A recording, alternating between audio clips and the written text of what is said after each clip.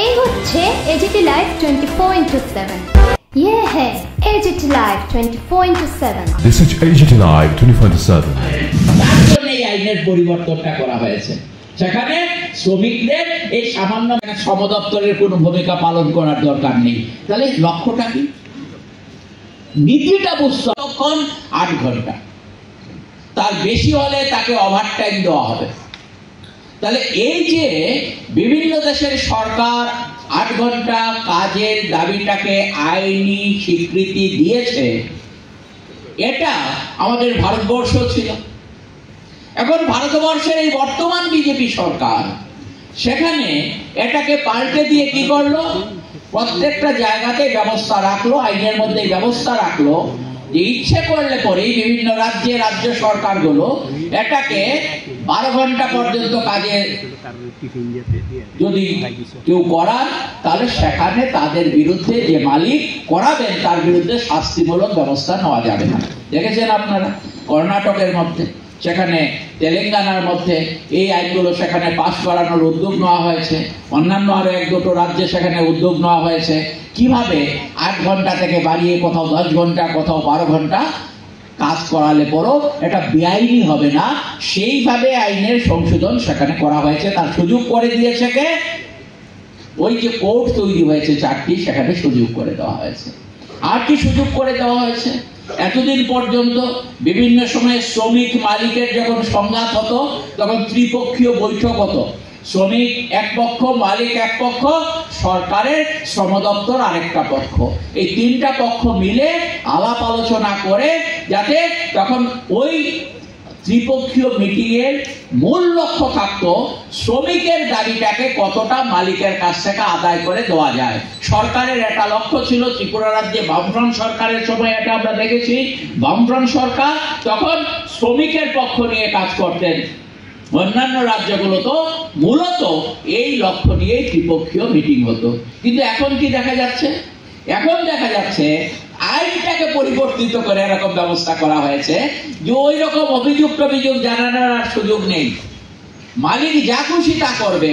সেখানে শ্রম দপ্তর নামে থাকবে সরকারি একটা শ্রম দপ্তর, কিন্তু শ্রম দপ্তরের পক্ষ থেকে কোনো ত্রিপক্ষীয় মিটিং হবে না, মালিকের সাথে শ্রমিকের একসাথে বসে কোনো মিটিং হবে না, এবং সেখানে মালিকরা যা খুশি তা করতে পারবে।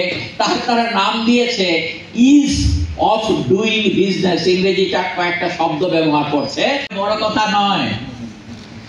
নরেন্দ্র মোদী যে দলকে, যে আদর্শকে প্রতিনিধিত্ব করছেন, ভারতবর্ষের প্রধানমন্ত্রী হিসেবে দেশ চালনা করতে গিয়ে বিজেপি দল বা বিজেপি দল যাদের দ্বারা পরিচালিত হচ্ছে রাষ্ট্রীয় স্বয়ংসেবক সংঘ, সেই জায়গাতে দাঁড়িয়ে আমরা দেখছি যে আমাদের এই দলের নীতিটাই হচ্ছে অল্প কিছু মানুষ, কি দেশের কি বিদেশে, তাদের সম্পদ বাড়াবার জন্য সমস্ত ধরনের প্রয়াস উদ্যোগ তারা সেখানে গ্রহণ করছে। তার ফলে আমাদের দেশে আজকে দিনের পর দিন সেখানে সমস্যা বেড়ে যাচ্ছে। আমি আরেকটা যদি উদাহরণ দিয়ে আপনাদের বোঝানোর চেষ্টা করি, আমাদের দেশে যে খরচপত্র হয়, ধরুন এই যে হলটা তৈরি হয়েছে, আমাদের বিভিন্ন রাস্তাঘাট তৈরি হয়, নদীর উপর ব্রিজটা তৈরি হয়, একটা স্কুল কলেজ তৈরি হয়, অর্থাৎ দেশের সরকার সর্বমোট যে খরচ করে একটা বছরে, এই 1 বছরে যে খরচ করে, খরচটা কোথা থেকে করে? আমি আপনি প্রতিদিন কর দেই। এই যে এসছেন আপনারা ত্রিপুরা রাজ্যের বিভিন্ন জায়গা থেকে এখানে এসছেন, আসার সময় প্রত্যেকে কিন্তু সরকারের ঘরে কর দিয়ে এসেছেন। ঘুমের থেকে উঠে আপনারা কর দিয়েছেন কিন্তু প্রত্যেকেই সরকারের ঘরে। আপনি গিয়ে সরকারের ঘরে লাইন দিয়ে কর দেননি, কিন্তু আপনি যখন ট্রেনে করে এসছেন তখন এই ট্রেনের ভাড়ার সাথে কর যুক্ত আছে। আপনি যখন বাসে করে এসছেন, বাসের যন্ত্রপাতি, বাসের তেলের ক্ষেত্রে কর যুক্ত আছে। আপনি যখন রাস্তায় আসার পথে কোথাও সেখানে কিছুটা খেয়েছেন, এই খাওয়ার ক্ষেত্রে যে চিনি ব্যবহার হলো চা খাবার জন্য, এই চিনির ক্ষেত্রে সেখানে করটা আছে। সেখানে যে কেরোসিনটা ব্যবহার হয়েছে, স্টোভ দিয়ে আপনাকে জলটা ফুটিয়ে দিয়েছে, সেখানে কর যুক্ত আছে। তাহলে প্রতিদিন আমরা যে কর দেই বিভিন্ন ভাবে, এই করগুলো জমা হয়, তা দিয়ে সরকার খরচ করে। তাহলে এই করটা যে আমরা জমা দেই, আমরা দেখছি আমাদের দেশে নরেন্দ্র মোদী সরকার যখন ক্ষমতায় আসে এই ক্ষমতায় আসার সময়ে মোট যে কর আমাদের দেশে জমা পড়ত তার 34.5% কাদের ঘর থেকে আসতো? করটা আসতো উপরের ধনীদের কাছ থেকে। কর্পোরেট ট্যাক্স বলে এটাকে। উপরে যারা বড় বড় কর্পোরেশন বানিয়ে, বড় বড় কোম্পানি বানিয়ে ব্যবসা বাণিজ্য করে, তাদের ঘর থেকে মোট যে কর জমা হতো তার 34.5% এসে জমা পড়তো নরেন্দ্র মোদী যখন সরকারটাতে আসেন। আর এই নরেন্দ্র মোদী শাসনে আমরা লক্ষ্য করছি যে সেখানে এই 10 বছর 11 বছরে কর্পোরেটের মোট যে আমাদের কর জমা পড়ছে, এই জমা করের মধ্যে কর্পোরেটের করের পরিমাণটা কমে হয়ে গেছে 27.2%। তাহলে আগে 34.5 টাকা জমা পড়তো ধরুন 100 টাকার মধ্যে ধনীদের কাছ থেকে, আর এখন ধনীদের কাছ থেকে মাত্র 27.27 টাকা 20 পয়সা জমা পড়ছে। তাহলে বাকি এই 100 টাকার মধ্যে বাকি টাকাটা কার ঘর থেকে যাচ্ছে? আমার ঘর থেকে যাচ্ছে, আপনার ঘর থেকে যাচ্ছে। আপনি একজন শ্রমিক, আপনার ঘর থেকে বেশি বেশি করে কর নিয়ে সেই 100 টাকাটা পূরণ করা হচ্ছে। তাহলে এটা হচ্ছে নীতির প্রশ্ন, এটা হচ্ছে আমাদের বোঝার প্রশ্ন যে এই নীতি নিয়ে যখন দেশের সরকার চলছে তখন স্বাভাবিক কারণেই তারা আমাদের দেশের শ্রমজীবী মানুষের স্বার্থ, গরিব মানুষের স্বার্থ রক্ষা করতে পারে না। এখন এই যে কাজকর্মগুলো তারা করছে, এই কাজকর্মগুলো বুঝতে পারছে মানুষ। মানুষ তো সবাই বোকা নয়, বুঝতে পারছে মানুষ। তাহলে মানুষ যখন এই কাজকর্মগুলো সম্পর্কে সরকারের চিন্তা ভাবনা নিয়ে বুঝতে পারছে, তখন আমরা দেখছি যে মানুষকে কিভাবে আঘাত করা যায়, মানুষকে কিভাবে এর বিরুদ্ধে প্রতিবাদমুখী না হয়, মানুষ যাতে এর বিরুদ্ধে লড়াই, আন্দোলন, সংগ্রাম, বড় বড় আন্দোলন সংগ্রাম সংগঠিত করতে না পারে, তার জন্যে তাকে বেঁধে রাখার জন্যে কি কায়দা করলো?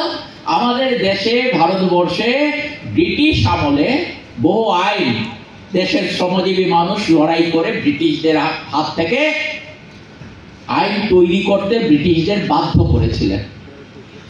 ব্রিটিশ আমলে স্বাধীনতার পর এই 70-75 বছরে স্বাধীনতার পরও বহু আইন শ্রমিকদের স্বার্থে প্রণয়ন করতে সরকারকে বাধ্য করেছেন আমাদের দেশের শ্রমজীবী মানুষ।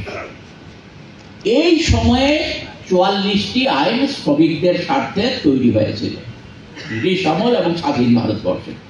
এই 44টি আইনের মধ্যে 29টি আইন নিয়েছে নরেন্দ্র মোদী সরকার। এই 29টি আইনকে 4টি আইনের ভেতর ঢুকিয়ে দিয়েছে। এটাকে বলছে তারা কোড, শ্রম সংহিতা বলছে তারা। তাহলে 29টি আইনকে 4টি আইনের ভেতর ঢুকিয়ে দিয়েছে, 4টি কোডে।